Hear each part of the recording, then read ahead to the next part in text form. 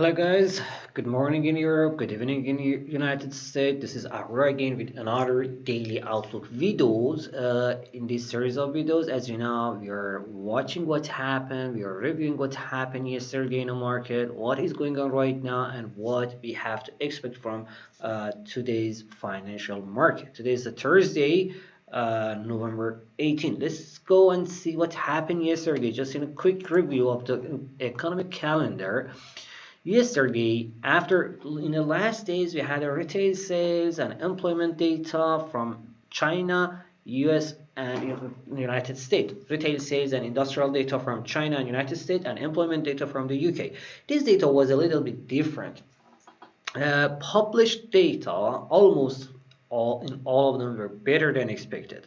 So it means that the economy was increasing in United States, in UK, and in China. UK in United Kingdom, unemployment rate fell to 4.3%, the lowest level since pandemic started.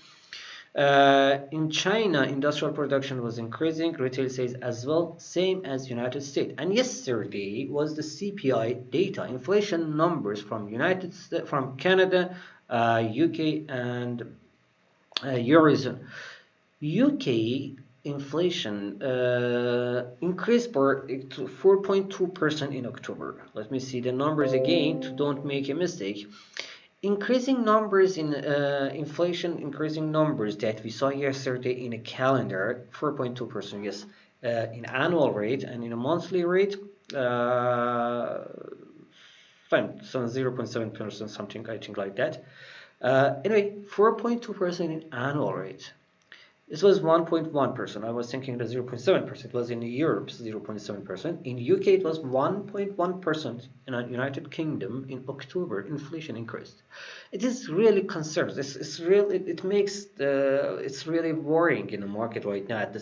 When we actually, on top of that, just add that the inflation in Eurozone increased 4.1%. Even it was in Eurozone, it was in line with the market expectations, but the market expectations was so high because last month we had the inflation just 3.4%, and this month it's increased all the way up from 3.4% to 4.1%. It means that the increasing inflation is the main and central concerns of the main concerns of central banks. Let's go to the Canada before checking the United Kingdom, United States data. In Canada, increasing core CPI increased by 0.6%, and the CPI increased by 4.7%. Just imagine 4.7%. 4.7% in Canada, 4.2% in United Kingdom, and 4.1% in Europe. These numbers altogether is telling us that we have to think twice before making any decision. That was one of the reasons that yesterday we saw the stock markets. Let's go here. This is the market risk. Look at the market risk here. This is the market risk. VIX chart again moves above 17. Market risk increased yesterday. This is yesterday, and what happened yesterday in the markets? Market risk is increasing, sharply increasing, and this is the USD index. USD index, the speed's a little bit falling yesterday, but still it is increasing high. It's still in a high, it's an uptrend. It's in a clear uptrend.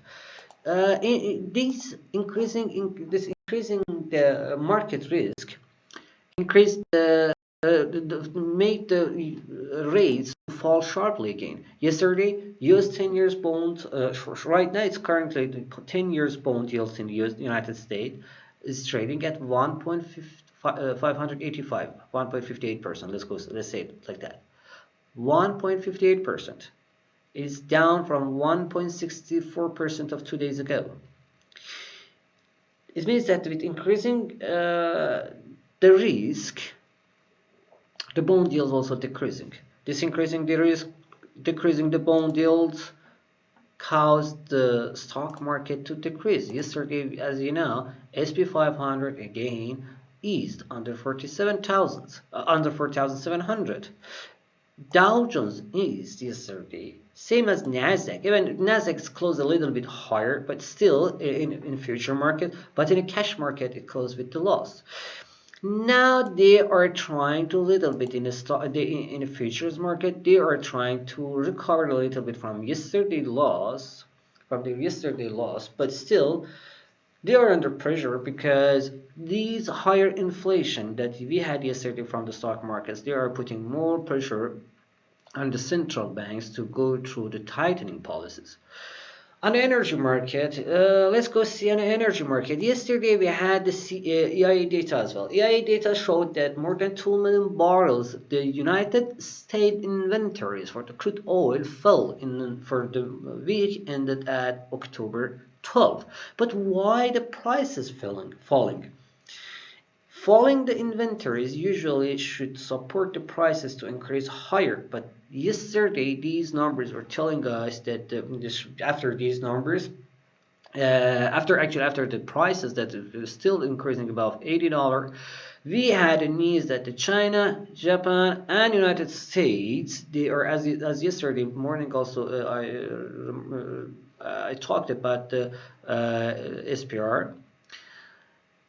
In China and Japan also, the governments also they are going to start to use the reserves, I mean emergency reserves of their energy, their oil.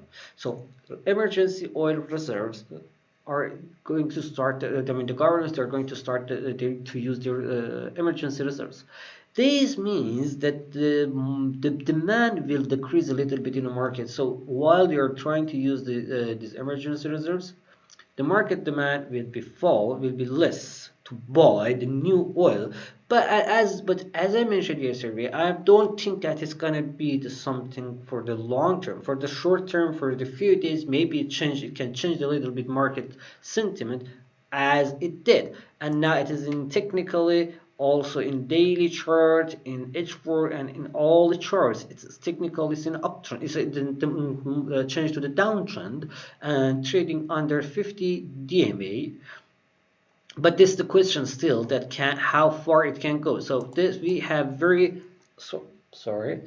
we have very strong support at the $75, 75 something like 75.60, $75.50 something around $75.50. We have very strong support at $75.50, but technically in a daily chart, in H4 chart, in H1 chart, in 30 minutes chart, in all of them, technically it's in a downtrend, and we don't have the technical reason to see the oil to start increasing. However, this is just technical. As I thought, this is technical, but fundamental data saying that what the governments decided to use their inventories, their emergency inventories, it doesn't mean that it can support for a long time, and still we have the cold winter ahead, and we have the New Year's holiday ahead, and all of them they will increase the demand. Just under one condition, we can be worried about the oil market for falling deeper. And this is the increasing infected numbers of the COVID-19 that can cause some restrictions in as what it did in Norway. So this is the only concern. At the same time, we have the reports that in January 2022 we will have oversupply in the market. This oversupply in the market can start to putting the prices under pressure, but still it's for January, and we have still more than 1 month and 2 weeks ahead to go to the January. This is another we had some reports in the last weeks that the increasing the speed of economic increasing a little bit decrease. This is here what we had in the stock market, in the oil market. This decreasing yesterday's decreasing falling bond yields helped the gold to increase a little bit again, all the way up from 1,850 to 1,867, 68, almost 71. Sorry, so yeah, 68 yesterday, and today it increased to 1,870. Now it's technically in 1 hour charts and H4 charts still in uptrend. Technically the bulls are supporting and fundamentally also with this higher prices, higher risk in the market, we may have a more demand for the gold. At the same time, we may have the more demand for the US dollar. So it means that the uptrend will be limited because of expensive US dollar. This is about the gold and about the Bitcoin. Bitcoin technically still is moves in a downtrend, especially as long as it's trading under 62k and 60k. Now it's almost at the border of 60,000. Yesterday we had again new law after they go. After the Monday we had the Monday and Tuesday we had the this line. Yesterday again we had the new law printed under 58,337, and they say it is confirm. It's technically confirming that we can see the lower levels. We can see the deeper levels still to come. This is generally what happened in the market from the fundamental or data news. Still, we don't have after the news that yesterday, fundamental news that yesterday we had in the crypto market. Yesterday and today we didn't have any specific numbers, specific data or news that can change the market attitude in cryptocurrencies market. This just generally Bitcoin, Ripple. Oops, come here. Bitcoin. Oops, again, let's go here. Ripple is back in uptrend. Bitcoin is a downtrend, but Ripple in an uptrend. Ethereum also a little bit trying to change the attitude. The demand in, what's interesting from the on-chain data showing that the demand for the Bitcoin is moving, demands from the Bitcoin moving to the other altcoins. So probably Ethereum and Ripple are one of those altcoins that they can use this money flow. Okay, for today, again in economic calendar for today, the speeches will be important. We will have the speeches. Let me see who's going to speak today. I think Dolly, yeah, Dolly will speak today. Evans will speak today, and tomorrow. Let's get to it today. Tomorrow we will talk about that tomorrow. Yeah, today and from ECB, from European Central Bank, Lane from European Central Bank, and Dolly and Evans will speak from Fed today. We have to watch them again, and tomorrow again we have too many speeches. Today and tomorrow again we will have too many speeches, especially today's Dolly speech in the Federal Reserve, Dolly and Mr. Evans. It will be very important to see what they are thinking about the housing data. About the US, I forget to just I almost forget to talk about the US data. Yesterday we had the housing data from United States. We saw the starting the construction project in United States is a little bit slightly decreased, but at the same time, new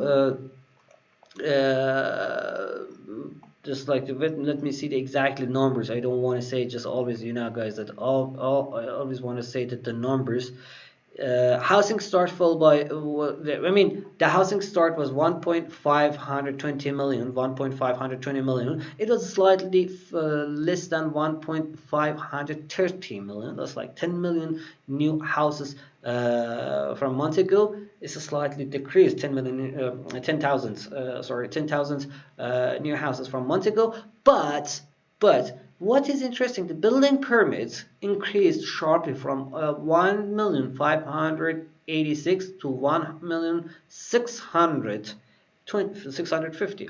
So it means that we had a very good improvement in the building permit. So it means that the demand in the market is coming back. So the demand in the housing market increasing. It is another positive signal especially for energy market. Also, it can be positive for oil and gas numbers for the next days.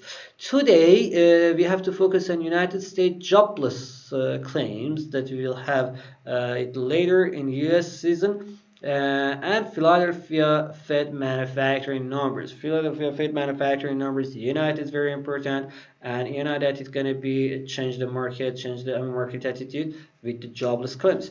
So we have the jobless claims. We had Philadelphia Fed manufacturing index and index of manufacturing and employment index, and we have the speeches, especially Dolly and Evans, will be in the spotlight. Okay, guys, with this market, just quickly review. US dollar still in an uptrend. We can see that we don't have enough evidence to see that the attitude changed for the US dollar. US dollar still in an uptrend. Gold will be some like slight movement around these levels, a little bit even lower. Same as silver. Silver will be a little bit under pressure, but the gold can have the slight movement. Oil yesterday decreased yesterday because of the news and events that I told, but for now we can see that trying to recover some of the loss of the last 3-4 days, and it may happen today. We can see the correction in the oil market.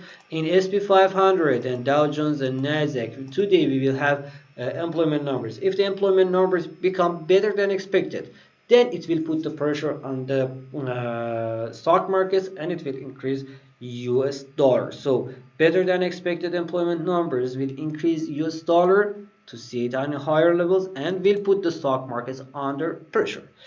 Okay guys, thank you so much for watching this video and I hope it was helpful for you. Don't forget to like, comment and share it with your friends, and tell me in the comments that what you want me to cover in the next day's video. See you guys tomorrow. Bye bye.